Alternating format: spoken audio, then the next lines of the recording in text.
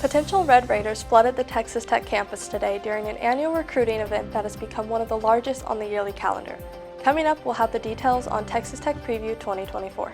It was another busy weekend here in the Hub City with a wide variety of options. Find out how students could sit in on a campaign stop by a potential future U.S. Senator.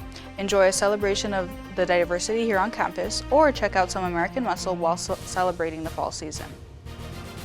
And the Jones is about to get loud again this weekend as the Red Raiders return to action following a bye week. But they aren't the only team who will be back in action this week. MCTV's Nathan Boles has the details on this week's upcoming calendar for Tech athletics and sports. This is the MCTV Weekday Update. Welcome to the Monday edition of the MCTV Weekday Update. I'm Allie Scott. And I'm Ezra Rivera. Classes were in session across the university today, but that wasn't true for many public schools around the state. Today is officially Columbus Day on the federal calendar. Although the annual holiday didn't affect current students, potential future Red Raiders use the extra day off to stop by and see what Texas Tech has to offer.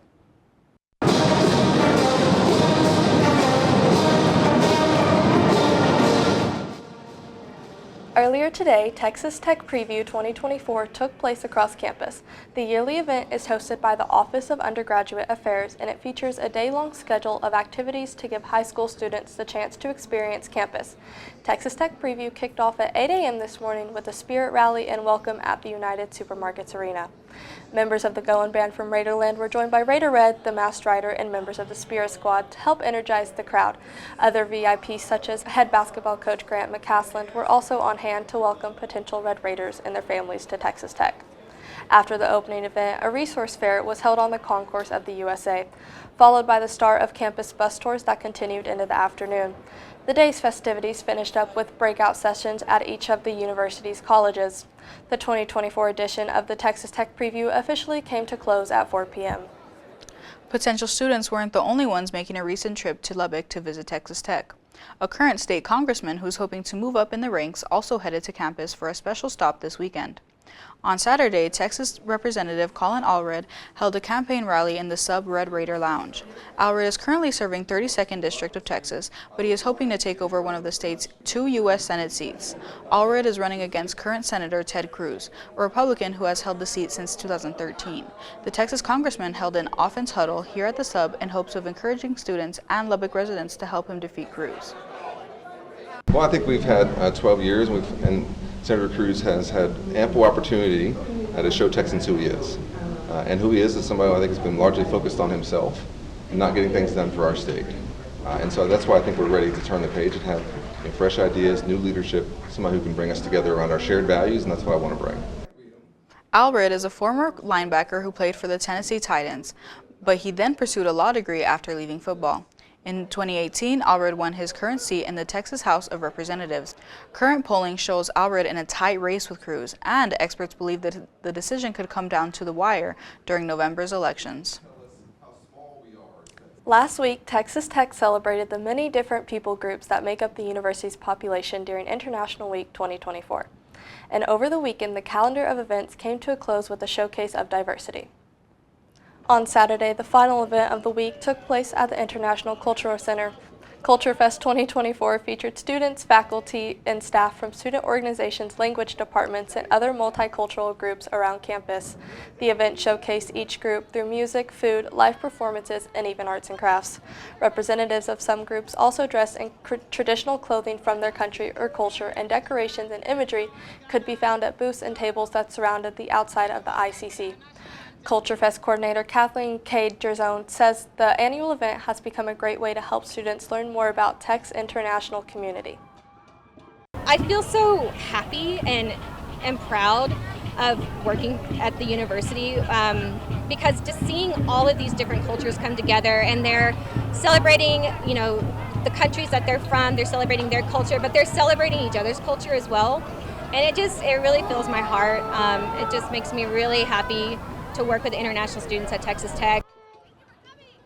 Culture Fest is an annual event hosted by the Office of International Affairs, and it's also OIA's largest event of the fall semester. The festival is typically the final event on the International Week calendar, but International Affairs offers additional programming for all students throughout the school year. Attendees at Saturday's Culture Fest probably noticed one other thing beyond the food, fun, and entertainment: the heat. Hot temperatures and lots of sunshine continued into the third full weekend of fall, but a change in the weather could be just around the corner. Chief Weather Specialist Elisabeth Herring joins us now with a look at what to expect as we enter the middle of October in today's MCTV forecast. Elizabeth? Well, if you were outside all this weekend, you know it was a warm one. On Saturday, the Lubbock airport actually reported 99 degrees, a new record here in the South Plains. Sunday, also a very warm day, but it looks like we are finally headed for some fall weather. Tuesday evening, we have a cool front moving throughout the South Plains. Wind speeds are going to begin to increase around 7 p.m. Gusts 30 to 40 miles per hour. Winds staying pretty high throughout the night. However, as we head into Wednesday morning, they are going to taper off, but that breeze is going to make it feel a little bit chillier than it really is outside. So just keep that in mind as you head to class Wednesday morning.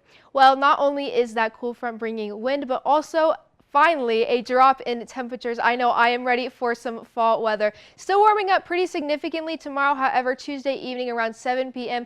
temperatures dropping 10 degrees between 6 p.m. and 7 p.m. Tuesday evening. In the 70s across the South Plains Tuesday evening around 7 as the sun is setting. As we head into the nighttime, we're really going to see those temperatures begin to cool down in the 40s for lows across the South Plains. As you head to class Wednesday, keep in mind it is going to be a lot chillier than what we've been seeing, and a little bit breezy as well, around 40 degrees throughout the South Plains. So you might need a little bit more than just a light sweater or a light jacket Tuesday morning.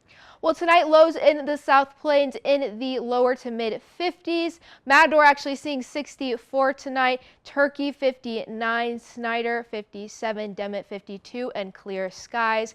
As we look into tomorrow, warming up once again, and this could be the last warm day we see in the South Plains with that fall weather heading in. Possibly our last upper 80s, lower 90s. Snyder 89, Spur 90, Turkey 90 as well, Demet 85, Plainview 86, and sunny skies.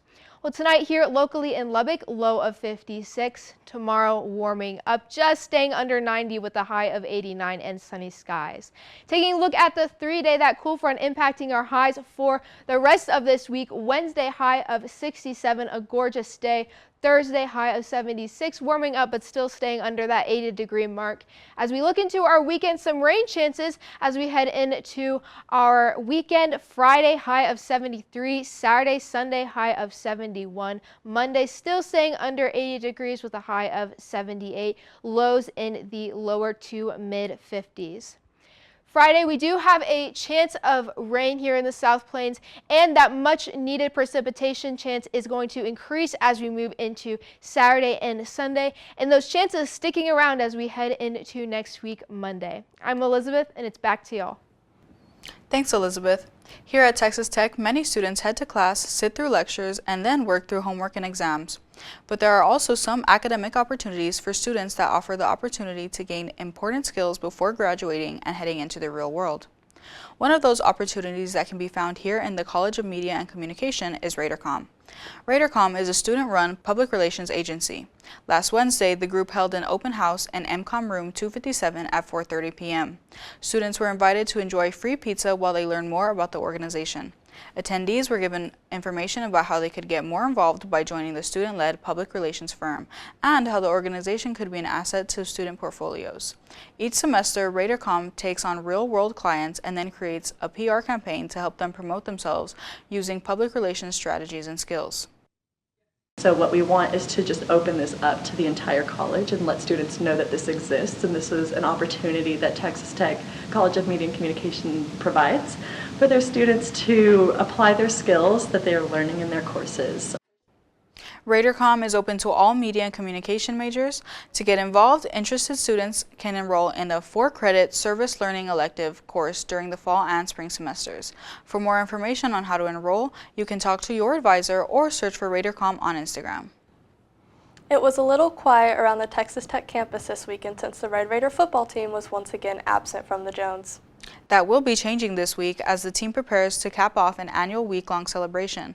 MCTV's Nathan Boles joins us with a preview of the Red Raiders' next Big 12 matchup, along with a look at Tech Athletics' other headlines in sports. Nathan?